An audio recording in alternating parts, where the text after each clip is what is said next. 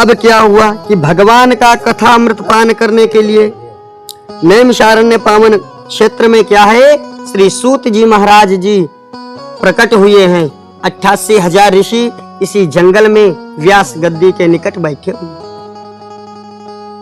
और श्री सूत जी महाराज जी से क्या प्रार्थना कर रहे हैं 88,000 ऋषि कि अज्ञान अध्वांत विध्वंसो कोटि सूर्य समप्रभ सूताख्याहि कथा सारम मम कर्ण रसायनम।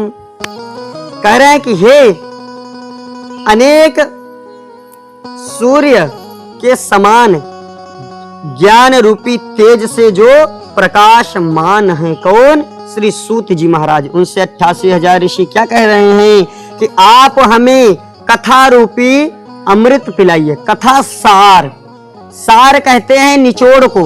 हमें दुनिया की बातें मत बताओ, आडंबर मत फैलाओ, जादू टोना टटके मत बताओ, चुटकुले मत सुनाओ, गजल मत सुनाओ।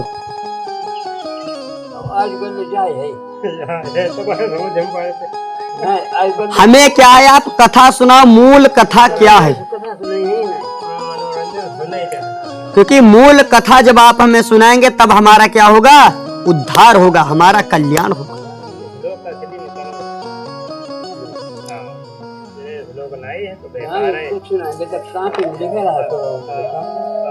जब ऐसा सुना श्री सूत जी ने 88,000 ऋषियों से, तो वो क्या कहते हैं कि चिंता मणिर्लोक सुखम सुरद्रु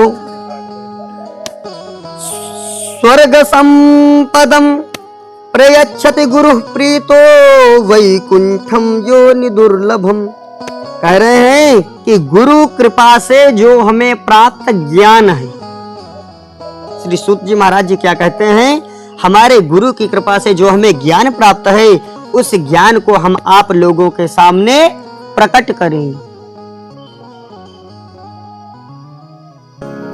ऐसा जब उन्होंने कहा, श्री सूत जी ऋषियों से क्या कह रहे हैं कि संसार में सबसे बड़ा डर क्या है, तो सबसे बड़ा जो डर है वह क्या है, मृत्यु। क्या पशु नहीं चाहता कि हमारी मृत्यु होगी? आप लाठी लेकर के जाओ और किसी पशु के सामने ऐसे खड़े हो जाओ, वह पशु भी डरेगा। किस चीज से? मृत्यु से, कि ये हमें मार देगा। कोई व्यक्ति बंदूक लेकर के आपके सामने खड़ा हो जाए, आपको डर क्या है, कि हमें मार देगा। तो मृत्यु का डर सभी को है। हमने बहुत से लोगों के मुख से क्या सुना है कि हे परमात्मा, आप हमें उठा लीजिए, अब हमारी जीने की इच्छा नहीं है। लेकिन जैसे ही उनकी थोड़ा स्वास्थ्य खराब हुआ, थोड़ी सी तबीयत गड़बड़ हुई, क्या उनके अंदर से प्रकट हुआ, हे परमात्मा आप इस बार बचा लो। तो ये चीज है कि काल व्याल मुखग्रासो त्रास निर्नाश हेतवे और श्रीमद् भागवतम शास्त्रम कलौ कीरेण भाषितम, कीरेण शुकेन भाषितम।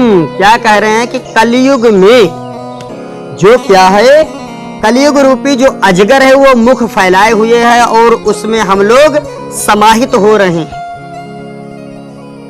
शुकेन भाषितम, ये कहावत गांव के पूर्वजों की है। क्या है कहावत कि जिस फल को तोते अगर चोंच मार देगा, वह फल क्या है कि मीठा हो जाता है।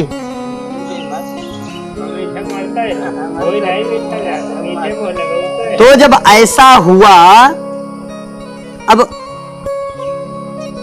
तो शुकेन भाषितम भागवतम, श्री सुखदेव जी के द्वारा जब कही गई भागवत है, तो जब सुखदेव जी ने अपना उसमें चोंच का स्पर्श किए हैं, तो श्रीमद् भागवत कथा कैसी है, भाषितम मधुरेण भाषितम, मधुर है वाणी।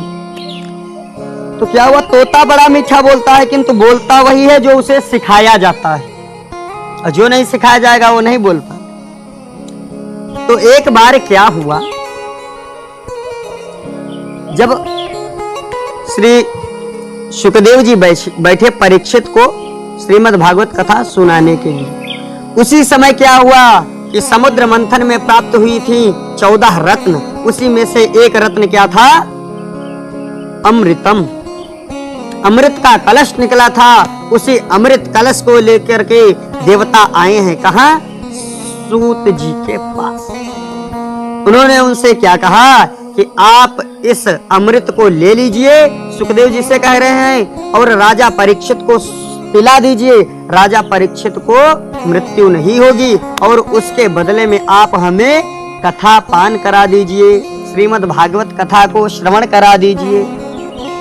श्री सुखदेव जी क्या सोचते हैं और क्या बता रहे हैं कि सुधा कुंभम गृहीत्वैव देवास्तत्र समागमम। जैसे ही देवता अमृत कलश लेकर के आए और सुखदेव जी से बोले, सुखदेव जी ने क्या कहा कि अरे जरा ये बताइए कि कांच के टुकड़े का जो मोल है, क्या वही मोल मणि का है?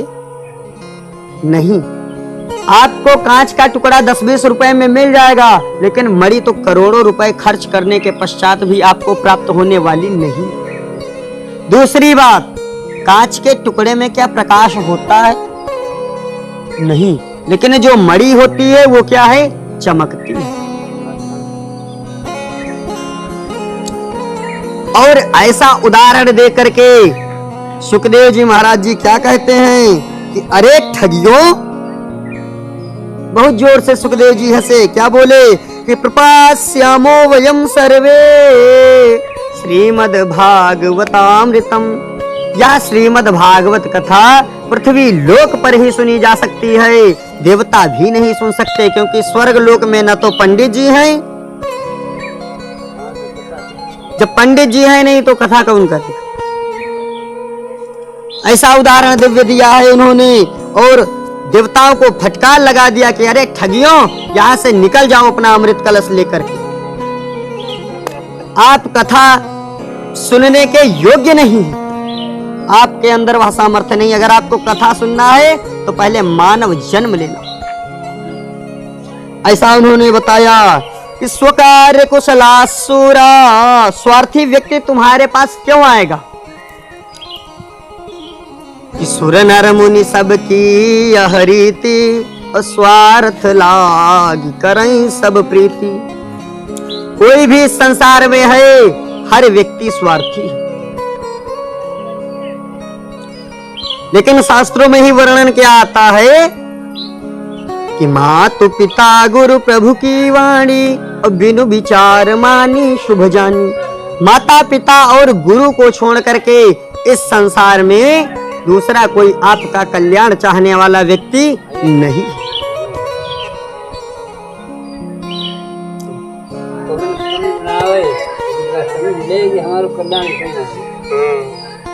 तो ये चीज है। जैसे ही उन्होंने ये कहा कि क्या है कि को सुधा को कथा लोके,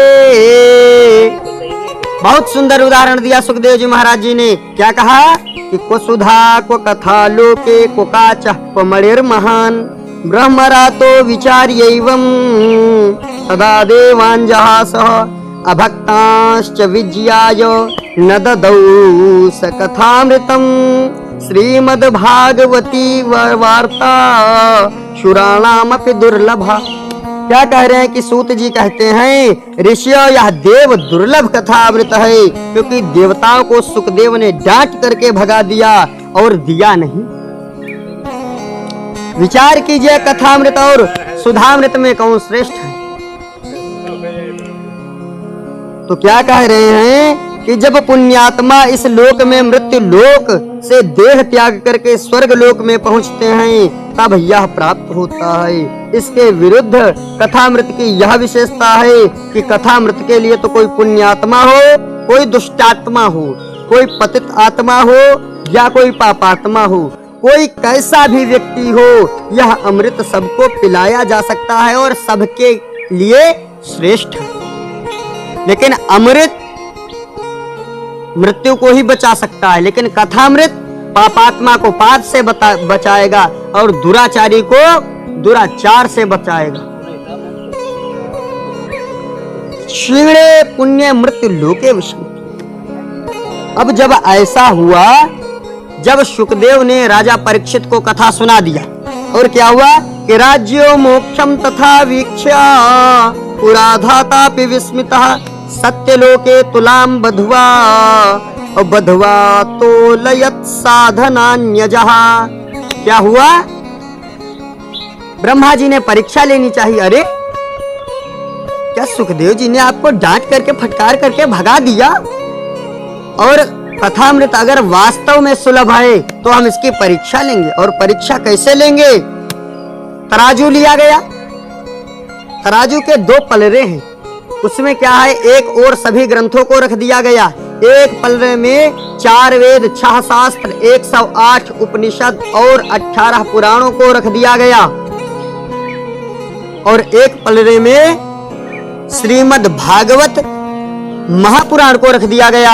और जैसे ही तराजू को उठाया गया, श्रीमद् भागवत जिस पलड़े में थी वो पलड़ा नीचे रखे का रखा रह गया, और जो अन्य शास्त्रों का पलड़ा था वो ऊपर उठ गया। ऐसा जब दिव्य परमात्मा की कृपा को देखा है तो क्या कह रहे हैं, देवता लोगों ने मस्तक झुका लिया श्री सुखदेव जी के चरणों में, और क्या कह रहे हैं, इमे निरे भगवद्रूपम शास्त्रम भागवतम कलौ।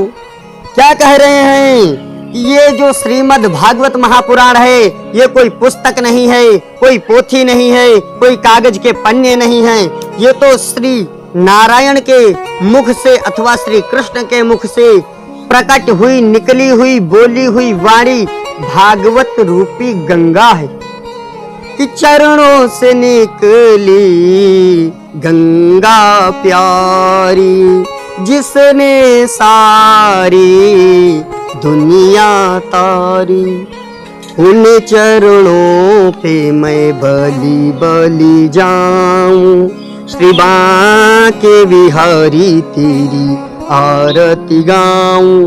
भगवान के मुख से एक भागवत रूपी गंगा प्रकट हुई है, और एक चरणों से आदि गंगा प्रकट हुई। जो गंगा मैया प्रकट हुई है चरणों से, वो संसार का तारण तो कर रही हैं, लेकिन मान लीजिए कोई पापात्मा है और वो गंगा तट पे गया और उसने गंगा जी में स्नान कर लिया, पुनः वापस आया घर पे, फिर पाप में लिप्त हो गया।